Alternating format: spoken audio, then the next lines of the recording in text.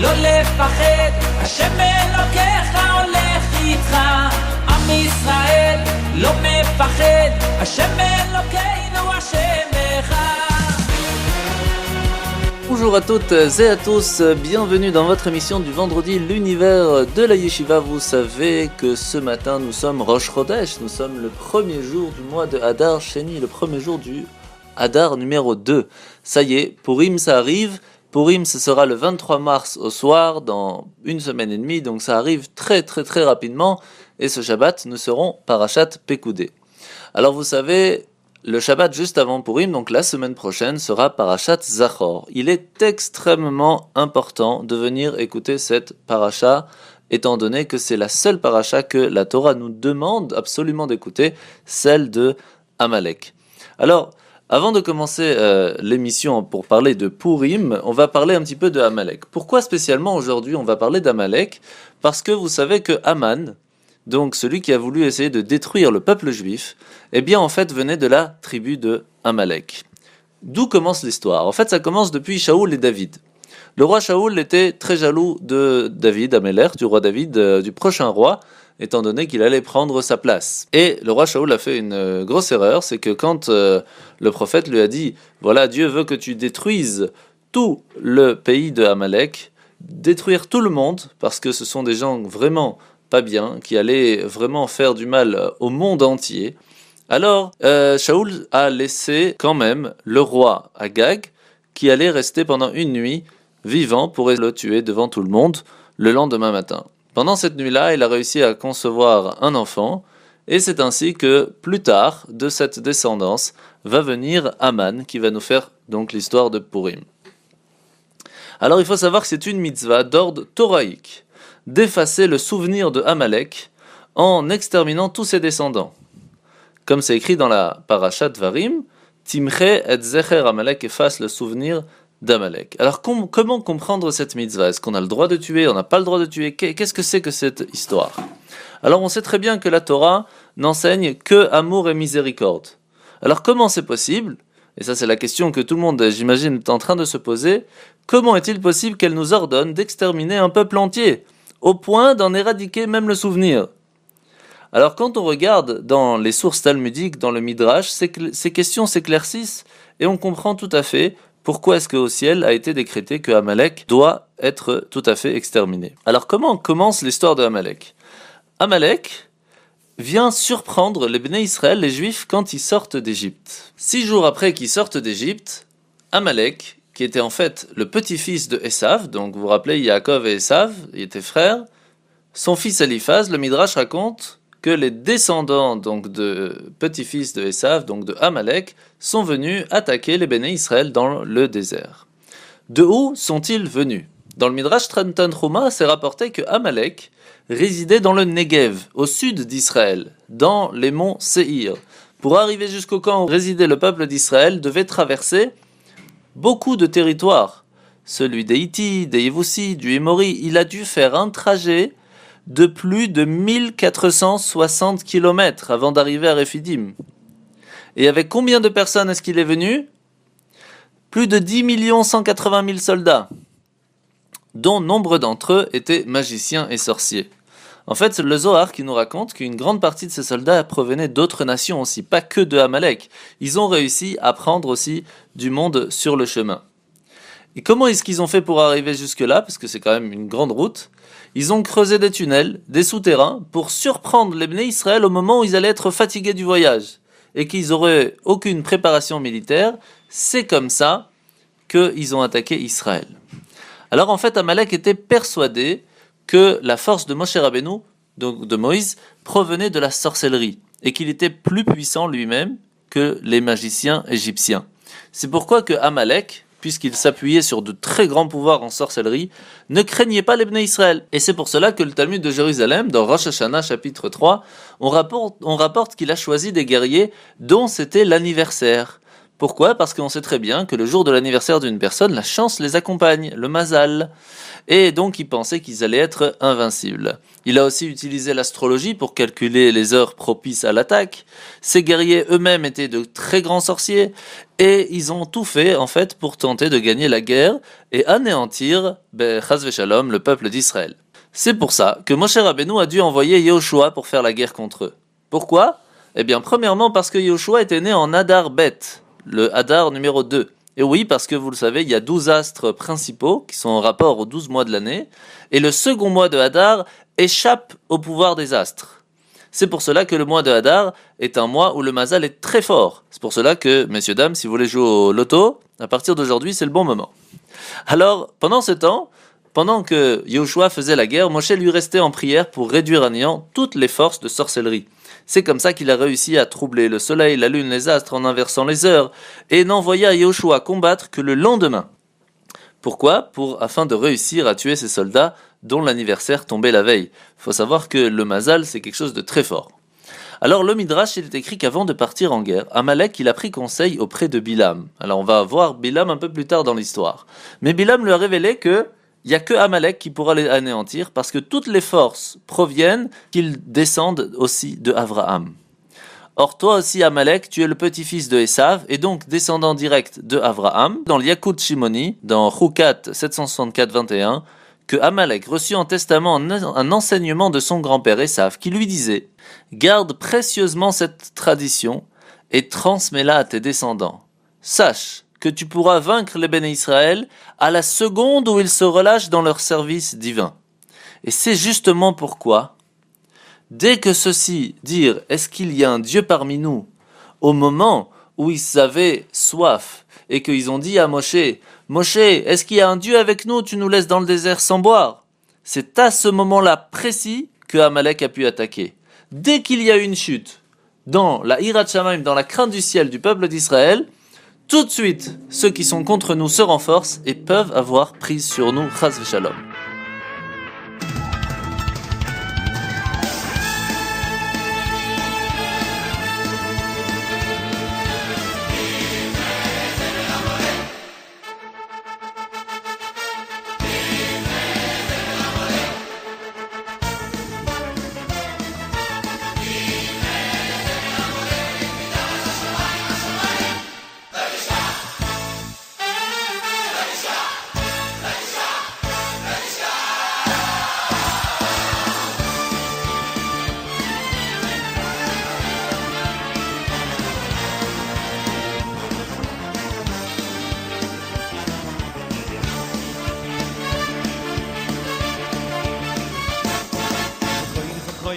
אשר עשו לכו עמלק דרך בדרך בצאתכם ממצרים והיום בהוניח השם אלוקיך לך מכל אויביך מסביב בארץ אשר השם נושא לך נחלו לרשתו תמחה זכר עמלק תמחה זכר עמלק מתחת השמיים לא תשכח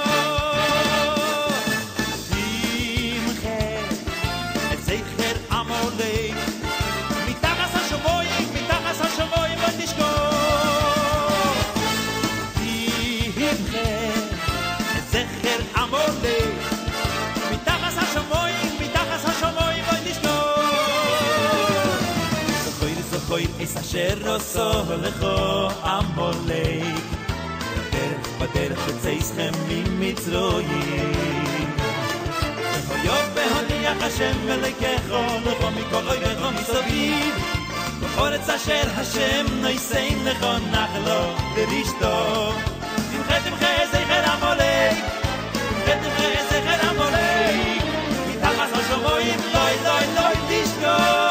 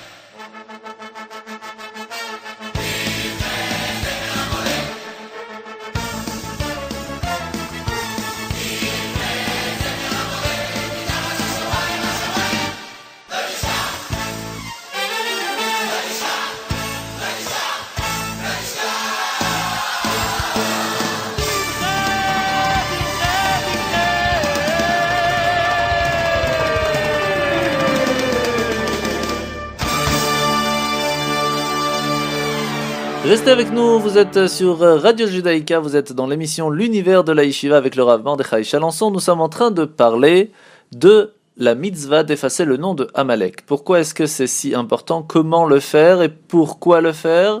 Tout cela, nous sommes en train d'en discuter. Alors, qu'est-ce que nous dit la Masechet Sanhedrin, le Talmud Sanhedrin? Elle nous explique que Amalek, quand il est venu faire la guerre contre le peuple juif à la sortie d'Égypte, c'était pas seulement une guerre physique. Il est venu pour taper les faibles, pour taper ceux qui étaient malades, pour taper ceux qui n'avaient pas la possibilité de se battre. Il est venu même se suicider, on va expliquer ça un peu plus tard. Tout ça, nous avons la mitzvah de nous en rappeler. Pourquoi? Parce que c'est écrit dans la paracha de Zachor, dans celle qu'on va lire. C'est écrit comme ça. Timche et zecher Amalek, asher korcha baderech, qui t'a rendu froid. Rappelle-toi du souvenir de Amalek qui t'a refroidi dans ta chaleur. Pourquoi? Parce que nous avons une chaleur des fois pour faire des bonnes choses et lui vient, il nous refroidit de faire des bonnes choses. De quoi on parle ici? Ici on parle de la chaleur, de la foi, de la confiance qu'avait le peuple juif à la sortie d'Égypte en ayant vu les 10 plaies, en ayant vu l'ouverture de la mer Rouge. Tout ça a été refroidi par une seule personne, quelqu'un qui était prêt à se battre simplement pourquoi? Pour nous refroidir dans notre confiance en Dieu. Ça, c'est quelque chose de très grave. Parce qu'à la seconde où on est refroidi et qu'on arrête de faire des bonnes choses, c'est exactement là où Amalek réussit à nous toucher. En fait, comme vous le savez, le premier véritable converti, c'était Yitro. Yitro, donc, qui, au moment où il a entendu l'histoire de la mer Rouge, et a entendu aussi la guerre contre Amalek qui a été gagnée par Moshe, Yehoshua et le peuple d'Israël, que là, il a compris qu'il y avait un Dieu qui s'occupait de ce peuple et qui s'occupait du monde. Alors pourquoi spécialement la guerre contre Amalek? Alors très simplement, déjà tout le monde bien sûr ont été effrayés, épouvantés par la puissance et la grandeur du peuple d'Israël lorsqu'il y a eu les 10 plaies, la traversée de la mer Rouge. Et tout ça c'était pour prouver quoi? Eh bien qu'il y avait un Dieu sur terre. C'était fait pour ça, pour montrer que Dieu était le maître du monde et qui gère chaque détail de l'univers. Et aucun de ces peuples, même qu'ils n'avaient pas autant abandonné leurs idoles, leur idéologie, ne pensait combattre Israël, parce que s'attaquer au Béné Israël, s'attaquer aux Juifs, c'était s'en prendre à Dieu lui-même. Amalek a été le seul qui s'est conduit comme un kamikaze, prêt à fondre sur eux. Même en étant sûr qu'il se vouait à une mort certaine, les Amalécites tentèrent de ne pas se laisser impressionner, ni de tenir compte de la puissance d'Israël. Et ils ont entrepris de quoi? De faire la guerre contre les Hébreux, contre le Béné Israël. Pourquoi? Pour nous faire comprendre le sens de l'action d'Amalek. Les sages utilisent une parabole. Il y avait une fois une baignoire d'eau bouillante, personne n'osait entrer. Jusqu'à qu'il y ait quelqu'un, tout à fait fou, qui plonge dedans. Et même qu'il a été gravement brûlé, la baignoire s'est refroidie, et donc, elle était déjà plus inapprochable. Amalek, il a fait exactement la même chose. L'attaque, même si elle était suicidaire, ça a réussi. Même si les dégâts personnels que lui-même a reçus, ils étaient catastrophiques, il a réussi à briser l'image d'invincibilité de Hachem. Et l'intervention d'Amalek, elle est venue ébranler la certitude de tout le monde, que tout le monde avait reconnu que le peuple juif était protégé par une force surnaturelle. C'est pour cela que plus tard, lorsque les Hébreux ont voulu traverser le territoire de Édom, eh bien, même en payant, ils n'ont pas voulu, les Édomites refusèrent totalement, et ils sont même sortis avec toute leur armée, sans craindre de s'en prendre à Dieu lui-même en venant attaquer le peuple d'Israël. Et pourquoi ça? Parce que la révélation de l'existence d'une force céleste spirituelle avait été mise en doute. Par qui? Par Amalek. Et si Hachem en veut tellement à Amalek, c'est que ça, lui, Amalek, il s'est attaqué à la Emouna, il s'est attaqué au nom d'Hachem, il s'est attaqué à la foi qu'on a envers Dieu. Et comment est-ce qu'il a fait ça? En expliquant que tout ça c'était des phénomènes naturels, c'était dû au hasard, et c'était donc simplement des choses qui peuvent arriver tout seul. L'ouverture de la mer Rouge, c'est parce que si, les 10 plaies, c'était des choses naturelles. C'est ça qu'il a fait à Amalek. Il nous a refroidis dans notre foi, dans notre confiance en Dieu. Et à ce moment-là, il a refroidi aussi la peur et la crainte que le peuple juif peut donner aux autres nations. Pas par rapport parce qu'on est le peuple juif, Parce que quand on s'attaque au peuple juif, on s'attaque à Dieu lui-même. Et c'est pour cela qu'il y a une mitzvah d'effacer son nom. Il faut aussi préciser que de toutes les nations, les Amalécites donc ont été les premiers à s'attaquer au peuple juif. Et de toutes les épreuves que traversa le peuple d'Israël depuis plus de 3 millénaires, c'est la première guerre, c'est qui ? C'est Amalek. C'est lui le premier ennemi d'Israël. C'est lui qui a montré au monde entier que le peuple juif n'était pas invincible. Et donc si la Torah nous impose tant de cruauté vis-à-vis d'Amalek, de détruire complètement ce peuple, de effacer jusqu'à son nom, c'est pourquoi ? Parce que Dieu lui-même l'a jugé, et il dit, il est révélé devant moi comment est-ce qu'elle va venir. Amalek va décréter l'extermination du peuple juif. Jeunes, vieux, enfants, femmes, tout ça en un seul jour. Et c'est pour cela qu'il a ordonné, va frapper Amalek, fais tout périr, hommes, femmes et enfants. Pourquoi ? Parce qu'il savait déjà à l'avance qu'allait arriver une personne comme Amalek, comme Aman, qui allait essayer de détruire le peuple juif. C'est pour cela que nous avons cette mitzvah de lire la parashat Zachor, de nous rappeler ce que Amalek a fait la première fois et de faire attention à que ça ne se reproduise pas.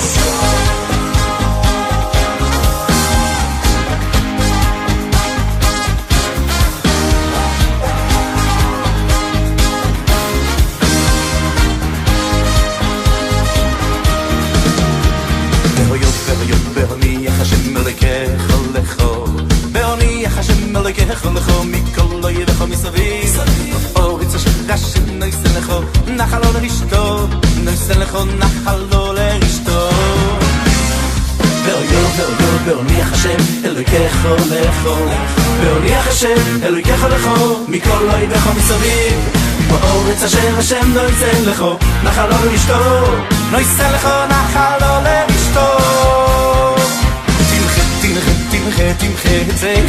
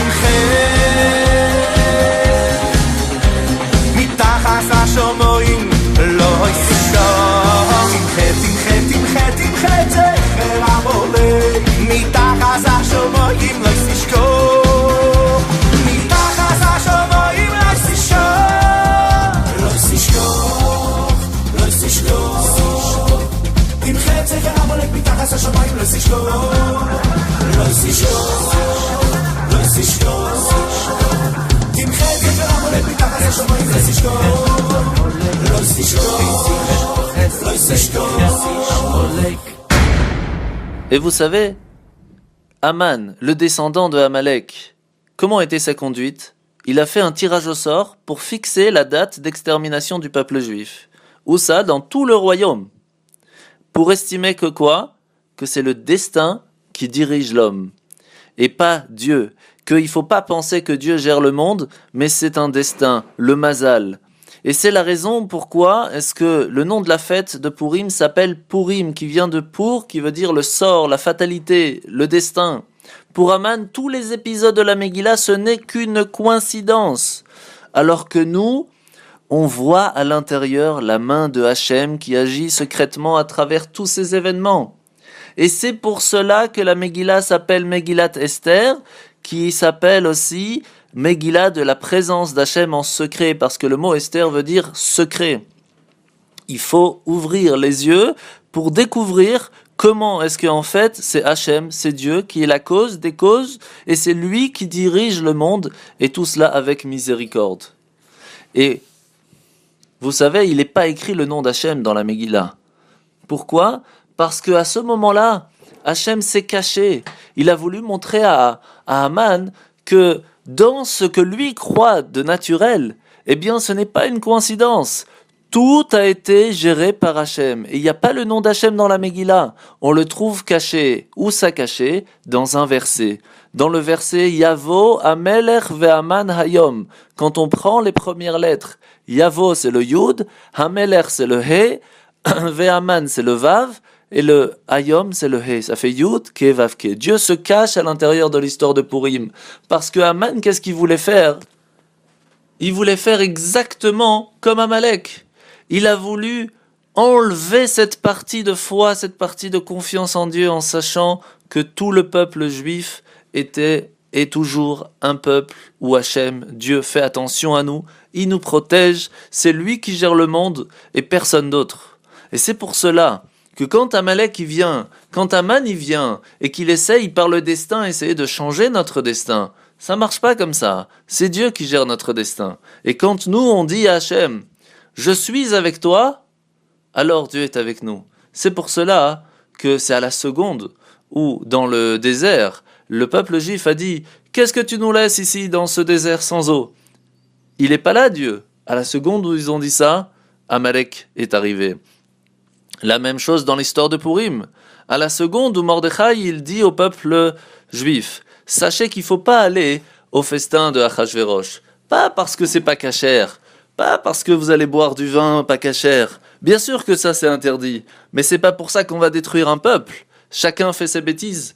Mais par contre, ce qui était très grave dans ce festin, c'est que le festin d'Achashverosh était là pour montrer que même après les 70 ans, qui sont passés de la prophétie de Jérémie, que Jérémie avait prédit, que 70 ans après l'exil de Nabuchodonosor, le temple allait être reconstruit. Qu'est-ce qu'il a fait à Achashverosh? Qu'est-ce qu'il a fait à Assuérus? Il a fait un festin pour dire, voilà, les 70 ans sont finis, Dieu n'a pas réussi à reconstruire le temple après la destruction de Nabuchodonosor. Ça, c'était pour montrer aux Juifs, n'allez pas au festin qui est en train de fêter votre destruction. Et ça, ils n'ont pas compris. Et c'est pour cela qu'à la seconde où le peuple juif a renié entre guillemets Dieu à ce moment-là, en allant fêter la destruction du temple, et que sa reconstruction n'a pas pu être faite après la prophétie, que qui c'est qui est arrivé tout de suite? Amalek. Aman est arrivé. Aman est arrivé, il a dit, puisque le peuple juif s'est séparé de Dieu, alors on peut le toucher. C'est exactement le secret, comme on vient de l'expliquer, que Esav va donner à ses petits-enfants. À la seconde où le peuple juif se détournera de Dieu, c'est là que vous pourrez le combattre. Comment faire pour gagner? Comment faire aujourd'hui pour gagner contre Amalek? C'est ça la question.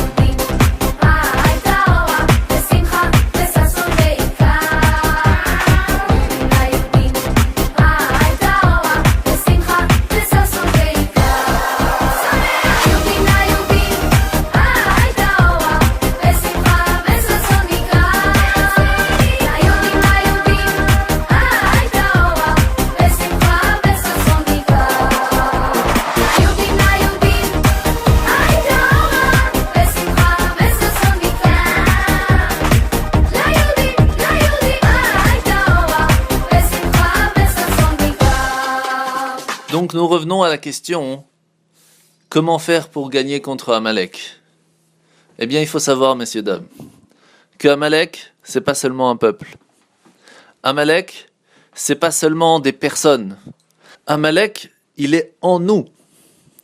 Quand on voit un miracle, quand on voit la Torah, quand on écoute, quand on apprend et qu'on commence à trouver des coïncidences, quand on essaye de trouver des excuses, quand on essaye de se refroidir à faire de bonnes actions, quand on essaye de trouver que des combines pour ne pas faire ce qui est écrit dans la Torah, ça c'est Amalek. Parce que quand on est chaud pour faire une mitzvah, et que Amalek il vient, il nous refroidit, et il nous dit, pourquoi tu voudrais faire cette mitzvah? Pourquoi tu voudrais faire une telle bonne action? Va plutôt dans tel endroit, va plutôt faire ça, qu'est-ce que tu vas t'embêter maintenant? Pourquoi tu devrais t'arrêter en plein milieu de la journée pour faire une prière? Pourquoi tu devrais te lever 5 minutes plus tôt pour mettre le téphilin? Reste dans le lit, tellement mieux dedans. Ce refroidissement que nous avons à l'intérieur de nous, ce mauvais penchant qui ne nous laisse pas faire les bonnes actions, c'est Amalek. Si notre Amalek à nous gagne contre nous, alors le Amalek dehors peut gagner contre nous.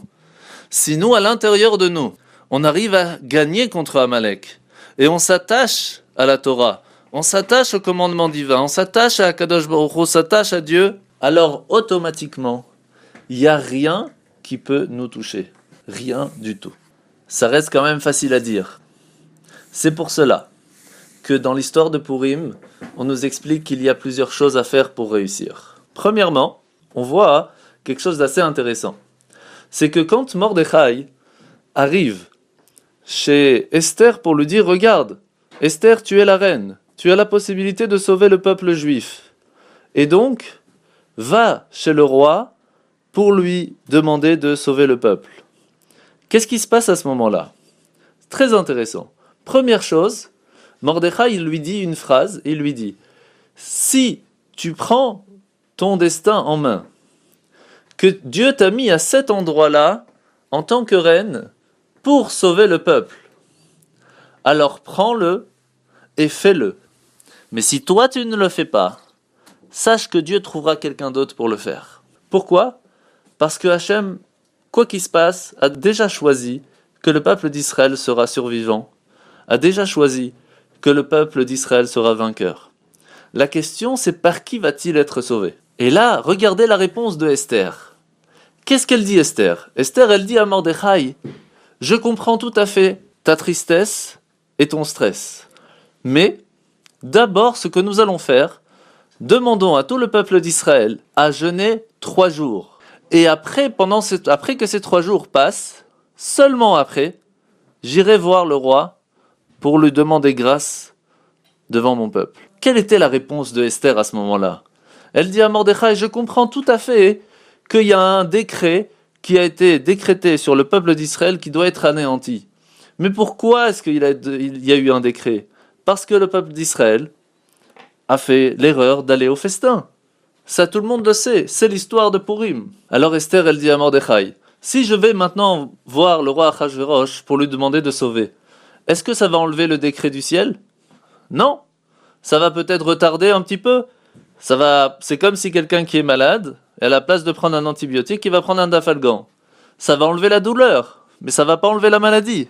Alors Esther, elle dit à Mordechai, à la place que j'aille simplement enlever la douleur pendant un petit moment, va d'abord demander à tout le peuple d'Israël de jeûner 3 jours, de faire teshuva, de se reprendre, de réfléchir où est-ce qu'on en est, de savoir la raison pour laquelle on a tous ces problèmes. Et à partir du moment où ils ont compris ça et qu'ils sont revenus, qu'ils ont compris qu'ils vont redevenir meilleurs, qu'on va être tous ensemble, on va être dans la paix tous ensemble, à ce moment-là, Esther, après ces 3 jours, va aller voir le roi et va faire les choses de façon naturelle en allant demander grâce pour le peuple juif. Mais avant ça, ça ne sert à rien. Tant que la teshuva n'a pas été faite, ce n'est qu'un dafalgan et pas un antibiotique. C'est pour cela qu'il y a des étapes avant d'arriver à détruire le peuple de Amalek.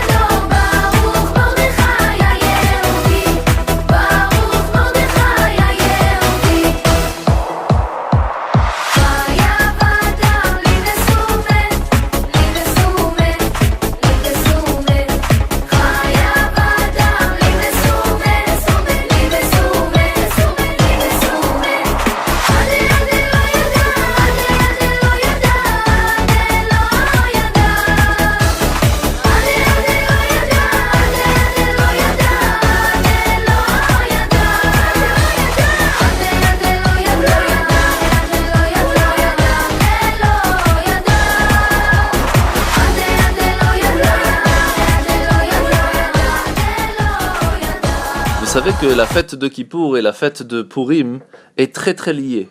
Pourquoi ? Parce que quelle est la fête la plus importante ? Est-ce que c'est Kippour ou Purim ? Tout le monde sait c'est Purim. Parce que Kippour, en hébreu, le kaf du début, ça veut dire comme. Kippour, c'est Kepurim. C'est comme Purim. Mais c'est pas encore au niveau de Purim. La preuve, c'est que le jour de Kippour, qu'est-ce qu'on fait ? La veille de Kippour, on va manger beaucoup, mais le jour même, on va rien manger. Purim, c'est l'inverse. On va rien manger la veille, mais le jour même, on va manger beaucoup. Pourquoi ? C'est très simple. Parce que qu'est-ce qu'on doit faire à Purim ? On doit, pas comme à Kippour, on va manger pour le lendemain demander pardon. Et le jour du pardon, on ne mange pas. Alors qu'à Purim, la veille, on ne mange pas, on demande pardon, et le lendemain, c'est la délivrance. C'est pas comme à Kippour, c'est beaucoup plus fort que Kippour. Parce qu'à Kippour, c'est le jour de Kippour où on demande pardon, c'est là où on se fait pardonner. Le jour de Purim, c'est la veille où on se fait pardonner. Le jour de Purim, on profite du pardon et on se réjouit de ça. C'est pour cela que croire que le jeûne de Purim, c'est un petit jeûne, c'est tout à fait une erreur. Le jeûne de Purim est un des jeûnes les plus importants. Parce que le jeûne de Purim, c'est celui qui nous donne la possibilité de se racheter, de pouvoir enlever tout ce qui nous reste comme saleté sur nous, sur notre âme, pour pouvoir se réjouir de la victoire contre Amalek dans ce monde, dans notre cœur et dans le monde en règle générale et aussi dans le monde spirituel. Ce qui veut dire qu'en jeûnant la veille de Purim, quand tout le 23 mars cette année, 23 mars 2016, on va jeûner, on va pas manger, on va pas boire, on va se préparer à Purim, on va réfléchir où on en est, on va essayer de se dire qu'est-ce que je peux faire de mieux cette année, qu'est-ce que j'ai pas fait de bien et comment je peux évoluer, comment je peux être meilleur. On va venir à la synagogue, on va écouter la Torah, on va venir, on va écouter le soir la Megillah, on va se préparer, on va donner un petit peu d'argent aux pauvres. Toutes ces choses-là sont une préparation pour la véritable Géoula, la véritable délivrance. C'est ça Purim. Purim, c'est réussir à se mettre au niveau de toutes les personnes qui ont essayé de détruire Amalek et peut-être Bezrat Hashem réussir très rapidement parce qu'à la seconde où Amalek sera complètement détruit, Mashiach sera là. Vous savez, Moshe Rabbeinu et Yehoshua, quand ils se sont battus dans le désert, malheureusement, ils n'ont pas réussi à tuer tout Amalek. Quand le roi Shaoul est venu et qu'il a réussi à tuer 99% du peuple d'Amalek, il restait encore le roi. À cause de ça, qu'il a laissé le roi vivant cette nuit-là, eh bien, il a perdu son trône. Eh bien, ce roi a conçu un enfant qui a amené l'histoire de Purim, puisque Haman était un de ses descendants. Vous savez, quand on regarde à la fin de la Megillah, c'est expliqué que Esther a demandé un jour de plus pour essayer de détruire tout le peuple d'Amalek. Malheureusement, d'autres se sont enfuis. C'est comme ça que Amalek existe encore un peu aujourd'hui.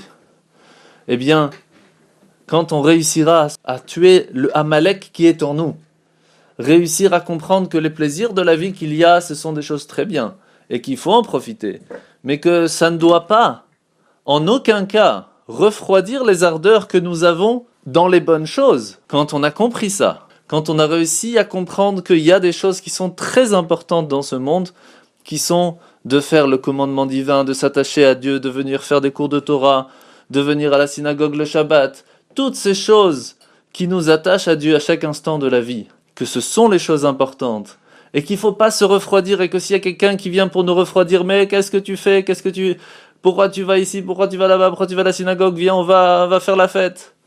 Ça, c'est Amalek. Il faut être fort. Et quand on est fort, quand on sait ce qu'on veut, quand on va dans ce chemin, c'est ainsi et seulement qu'on réussit à gagner et à amener la véritable délivrance.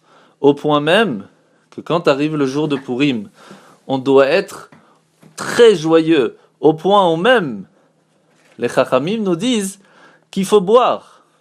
Il faut boire le jour de Purim. Il faut se réjouir. Réjouir à un point où il faut boire presque à se saouler. Presque, je dis bien presque. Ça veut dire ad deloyada, jusqu'à qu'on se rende compte qu'on est allé presque à la limite. Pourquoi? Pourquoi c'est tellement important de boire du vin? Et spécialement, ça ne concerne que la journée de Purim, pas la veille au soir, que le jour de Purim. Donc ça, ce sera le 24. Il faut boire, il faut se réjouir. Il faut... Pourquoi? Parce que lorsque rentre le vin, le secret sort. Vous le savez, lorsqu'on boit du vin, les secrets de la personne vont sortir. Vous savez pourquoi est-ce que on se déguise le jour de Purim? Il y a plein de raisons. Une des raisons très simples, c'est parce que lorsque les Bnei Israël, les Juifs, ont commencé à tuer tous ceux qui voulaient les tuer le jour de Purim, ils ont combattu, ils se sont défendus, ils ont réussi à tuer plein de personnes qui voulaient les tuer. Eh bien, à ce moment-là, il y a plein de gens qui se sont déguisés en juifs pour ne pas être tués. Alors nous, on se déguise autrement. Mais ça reste très light comme réponse. Véritablement, pourquoi est-ce qu'on se déguise à Purim?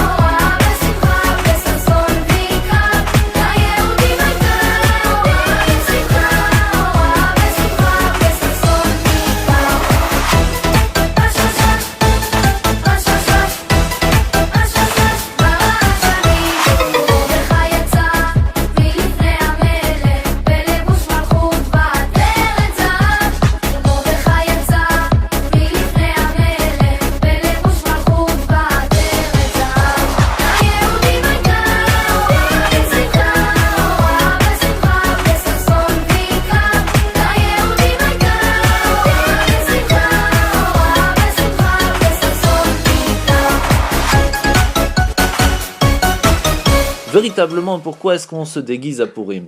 Cette coutume, elle vient en fait d'un passage de la Gemara dans le traité Megillah, qui va vraiment descendre jusqu'au fond du problème. Les élèves, en fait, de Rabbi Shimon Bar Yochai lui posa une question.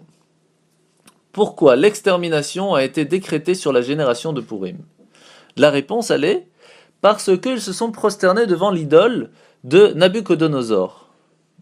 Mais quel rapport?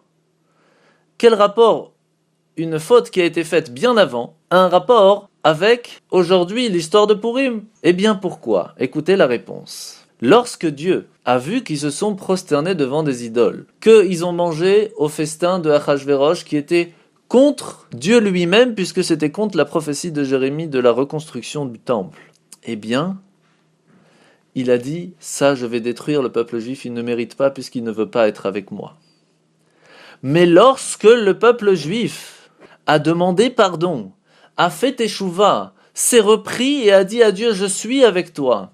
Et même dans la tristesse, la gravité du moment de Purim, qu'est-ce qui s'est passé à ce moment-là? A été dévoilé un secret phénoménal. Dieu a dit en fait au moment de Purim, lorsqu'ils se sont prosternés devant l'idole de Nabuchodonosor, c'était de manière superficielle, pour sauver les apparences. Pourquoi? Parce que Nabuchodonosor se prenait pour un dieu, et c'était obligatoire de se prosterner devant cette statue, sinon on était tué. Malheureusement, beaucoup se sont laissés tuer, mais encore plus malheureusement, beaucoup se sont prosternés. Et le peuple juif transgressa une faute des plus graves, celle de passible de mort.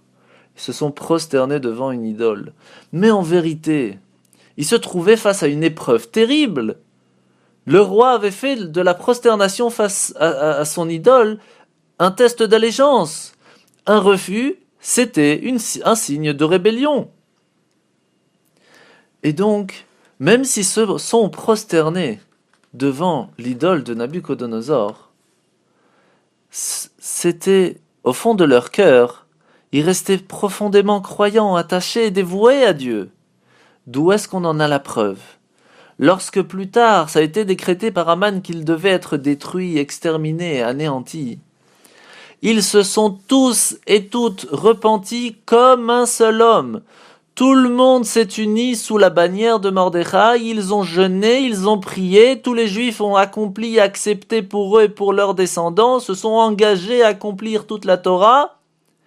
Et ce principe-là s'est dévoilé en plein jour, que toutes les fautes que le peuple juif fait ne sait qu'une enveloppe superficielle. Ce n'est qu'une fine coquille friable que quand elle s'éclate, tout le bien, la noblesse, la grandeur de la sainte nation du peuple juif apparaît dans toute sa splendeur. Et c'est ça le message du déguisement. Ce changement d'apparence qui est en fait superficiel lorsqu'on se déguise en indien, en esquimau, en hindou, l'homme chané. Quand on met un accoutrement différent, une coiffure différente, un couvre-chef différent, des chaussures assorties, que ce soit Pourim ou dans l'année, ce n'est qu'une façade. Parce que sous cette mince couche, si fine et si fragile, se dissimule un cœur en or, le cœur du juif. Et à peine on y touche, que les larmes jaillissent sur les pierres du kotel ou sur un livre de prière. Et ça, c'est la force qu'on entend du Shema Israël. Lorsque le peuple juif se retrouve en Israël encore aujourd'hui sous les tilim, sous les missiles de nos ennemis, et qu'on se retrouve dans un marsan, dans un endroit protégé, et qu'un missile saute à quelques mètres de là, eh bien sans aucune distinction, tous ceux qui sont présents font ensemble Shema Israël Hashem Elokeinu Hashem Echad. Cette force d'union, cette force que la fine couche fragile des bêtises, des erreurs, des fautes qu'on peut faire se casse. Et qu'est-ce qui se trouve à l'intérieur? Le cœur du juif, si beau, si magnifique, ce diamant que nous avons en nous. Et ce diamant est tellement beau, tellement magnifique, que lorsque va venir Mashiach, on va enlever toutes ces choses qui sont autour de nous, qui nous embêtent, toutes ces fautes, toutes ces erreurs qu'on a pu faire dans notre vie, parce que le diamant qui est à l'intérieur de nous, il brille de tous ses feux. Et il brille déjà à partir d'aujourd'hui. Nous sommes le Rosh Chodesh Adar Sheni. Nous sommes le premier jour du seul mois de l'année qui n'est pas fixé dans la destinée. Vous imaginez ce que ça veut dire? Que même si le destin d'une personne est choisi d'une telle façon, à partir d'aujourd'hui, vous avez tout à fait exactement 29 jours où le destin n'est pas fixé pour chacun. Et même s'il y a un Amalek qui vient, même s'il y a un man qui vient qui essaye de nous tuer, Hachem il peut venir. Et même si on n'est pas méritant, nous sauver tout à fait de là et nous amener Bezrat Hachem, et ça on l'espère vraiment très très vite, se retrouver en paix en Israël, tous ensemble, sans distinction, dans la paix, dans la joie et avec Mashiach.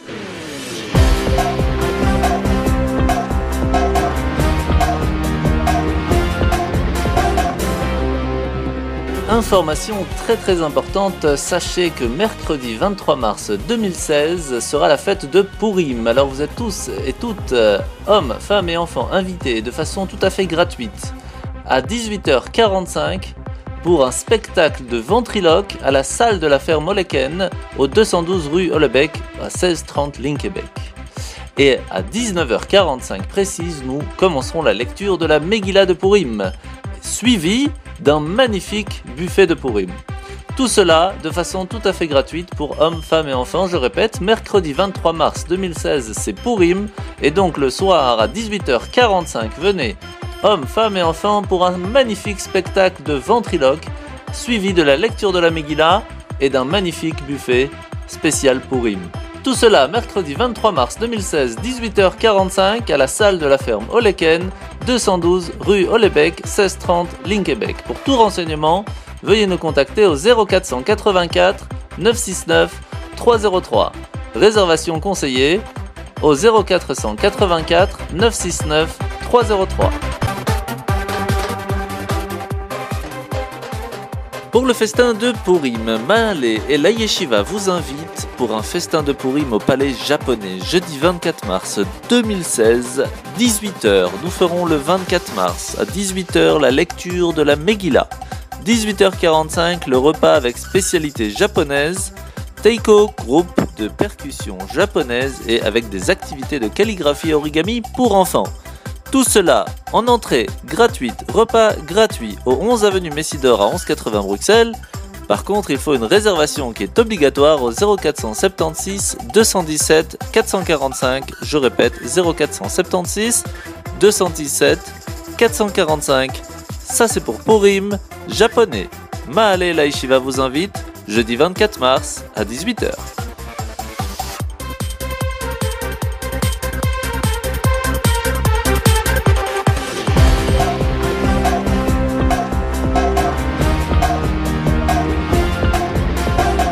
Et bien voilà que notre émission se finit ce matin. Je vous rappelle que nous sommes Rosh Chodesh, le premier jour du mois de Hadar Sheni.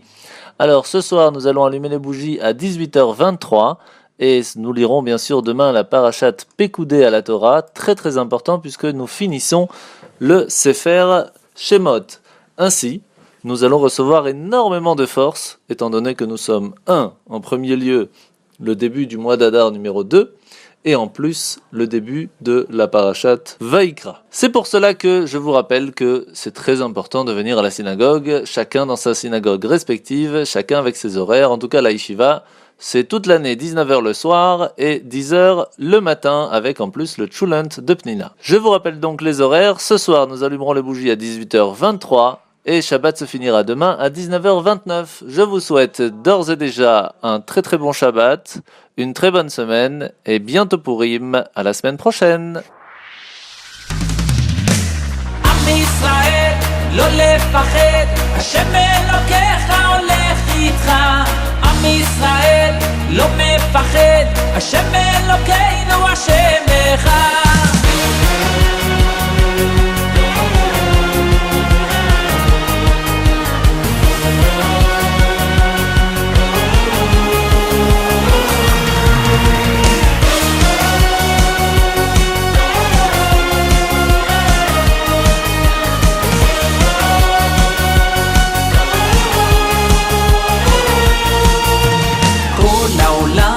גשר צר, והעיקר לא לפחד כלל, ומלמעלה הוא שומר, צר ואויב לא יתקרב, אח לאח ויד ביד, ישראל זה עם אחד, ומלמעלה הוא עוזר, שומר שומר ישראל. עם ישראל לא לפחד, השם אלוקיך הולך איתך. עם ישראל לא מפחד, השם אלוקינו השם אחד. עם ישראל לא לפחד, השם אלוקיך הולך איתך. עם ישראל לא מפחד, השם אלוקינו השם אחד.